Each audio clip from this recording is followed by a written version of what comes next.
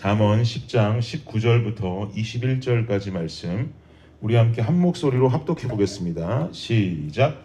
말이 많으면 허물을 면하기 어려우나 그 입술을 제어하는 자는 지혜가 있느니라. 의인의 혀는 수는과 같거니와 악인의 마음은 가치가 적으니라. 의인의 입술은 여러 사람을 교육하나 미련한 자는 지식이 없어 죽느니라. 아멘. 여러분, 살아보면 말이라는 거 참 어렵지 않습니까? 말이라는 것을 통해서 때로 상처받기도 하고, 또 말을 통해서 순간적으로 기뻐지기도 하고 교만해지기도 하고, 사람의 인생을 순식간에 천국과 지옥으로 왔다 갔다 하게 만드는 것이 말이고 사람의 혀입니다. 공자는 말하기를 살면서 세 가지 종류의 말을 조심하라 라고 말합니다. 세 가지 종류의 말이 무엇이냐면, 첫째는 실언이고, 둘째는 교언이고, 셋째는 최언입니다. 그 중에 첫 번째 실언이라 함은 그야말로 실없는 말입니다. 보통 사람과 사람 간에 농담을 하게 될 때 이런 말이 잘 나오죠. 분위기를 띄우고 싶고, 또 사람을 웃게 만들고 싶고, 또 내가 자랑을 하고 싶고, 이렇게 하고 싶을 때 말을 하다 보면 굳이 필요하지 않는 실없는 소리들이 나오기 마련입니다. 이런 실언을 조심하라. 또 공자가 말한 두 번째는 교언을 조심하라.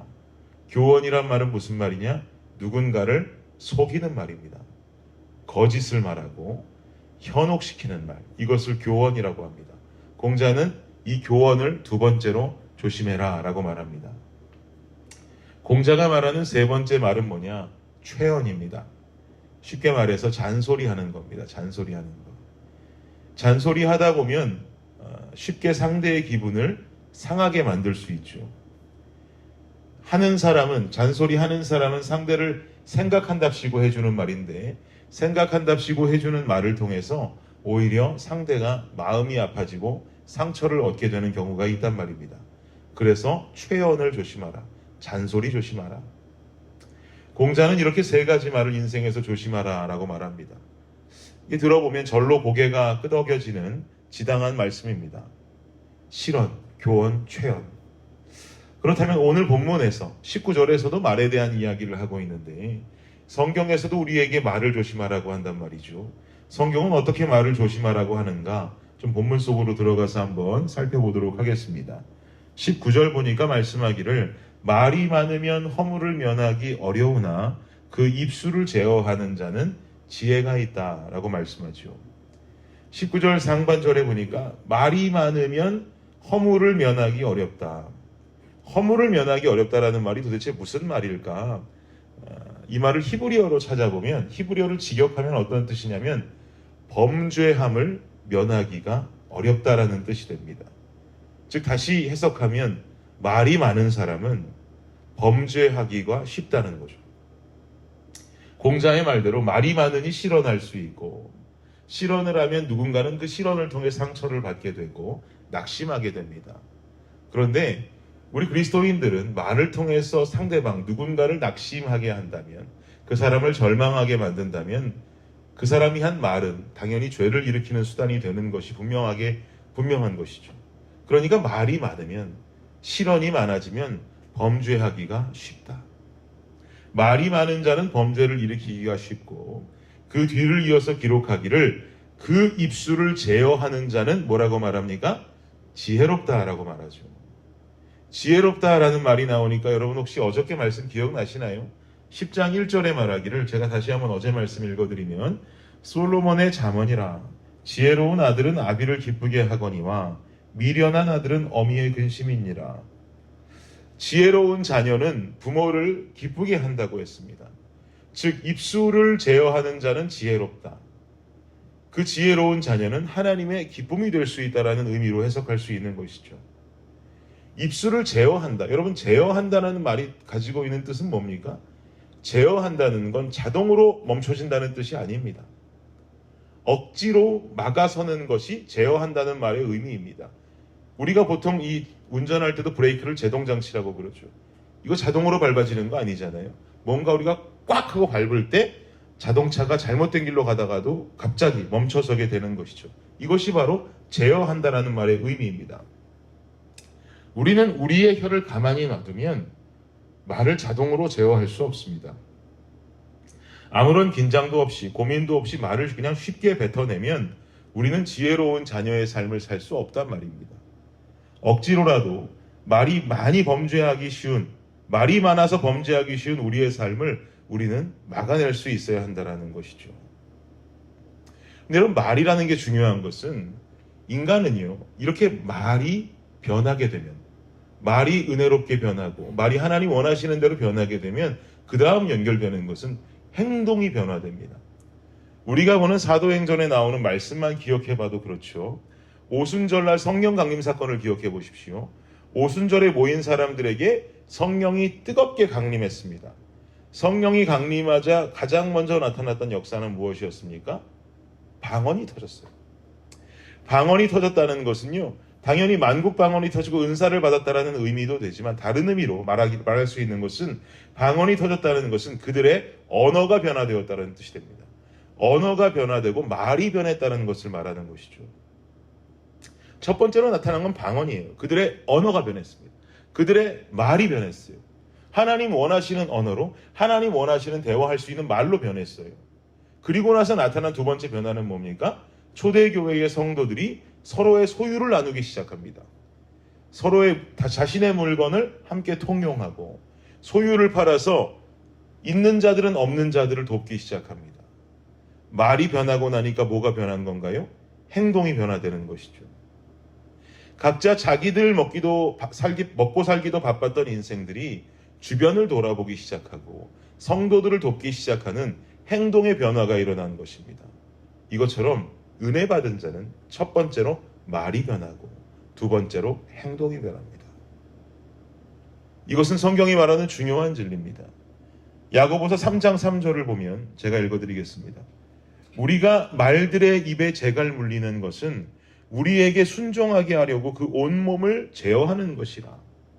말들의 입에 재갈 물린다는 것은 말의 입을 제어하려는 것이 목적이 아니라는 말이죠.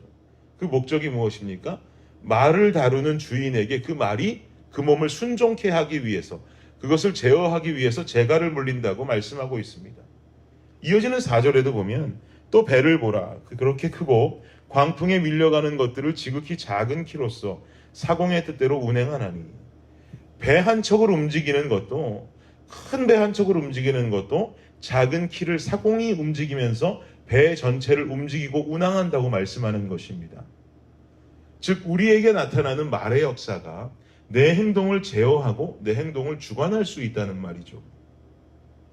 여전히 내 말은 사람을 죽이기가 쉽고 누군가를 공격하고 하나님의 은혜라고는 찾아볼 수 없는 언어와 말을 사용하는데 나는 성령이 충만하고 내 삶이 변화됐다고 말한다면 이것은 거짓말입니다. 말이 변하지 않고 행동과 삶이 변할 수 없기 때문입니다. 첫 번째, 우리 삶에 있어서는 말이 분명히 변해야 됩니다. 오늘 이 자리에 나오신 블레싱 성도 여러분, 또 온라인으로 말씀을 들으시는 블레싱 성도 여러분, 첫 번째로 우리 인생의 말의 변화를 꾀하십시오. 어떤 말이냐? 사람을 살리는 말을 사용해야 됩니다. 격려하고 사랑하는 말을 사용해야 됩니다. 부드럽고 온화한 말을 사용해야 됩니다. 누군가를 죽이고 공격하기보다 살리고 위해주는 말을 사용해야 합니다. 예수님의 사역들을 생각해 보십시오. 예수님은 누구를 죽이는 사역하지 않았습니다. 예수님이 가는 곳은 생명이 생겼습니다. 병든 자가 일어났습니다. 아픈 자가 병이 나았습니다. 마음의 위로가 필요한 자 위로를 얻었습니다. 죽은 것이 살아났다라는 말이죠. 그렇게 우리는 누군가를 살리고 위해줄 수 있는 말, 예수님이 보이신 그 행동을 말로 표현할 수 있어야 합니다. 그리고 나타나는 내 삶의 변화, 행동의 변화에 주목할 수 있어야 합니다. 바로 그 사람이 지혜자인 것이죠. 저는 우리 블레싱 성도들이 먼저 말이 변화되면서 묶였던 것이 풀려지고 죽었던 것이 살아나는 역사가 우리 교회 안에서 이루어지고 여러분의 삶의 터전에서 이루어지기를 간절히 원합니다. 여러분, 부흥이라는 말의 뜻이 무엇인 줄 아십니까? 부흥은요, 묶였던 것이 풀어지는 것을 부흥이라고 말합니다. 죽었던 것이 살아나는 것, 무너진 것이 일어나는 것이 부흥입니다. 저는 예전에 부흥이라는 말이 교회 안에서 10명이 20명 되고 20명이 30명 되고 50명이 100명 되는 게 부흥인 줄 알았어요. 그 뜻인 줄 알았는데 알아보니까 부흥이라는 말의 뜻은 바로 그것이더라고요.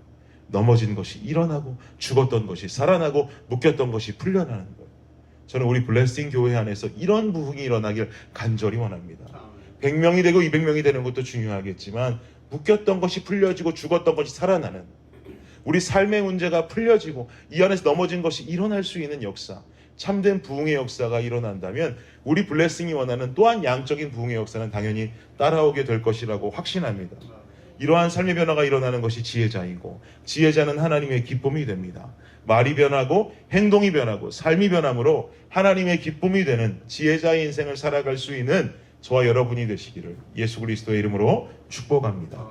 기도하겠습니다. 하나님 감사합니다. 말이 무섭습니다. 말이라는 것이 수도 없는 사람들을 죽이고 누군가를 공격하고 사람 하나 인격적으로 말살하기가 너무 쉬운 것이 말입니다.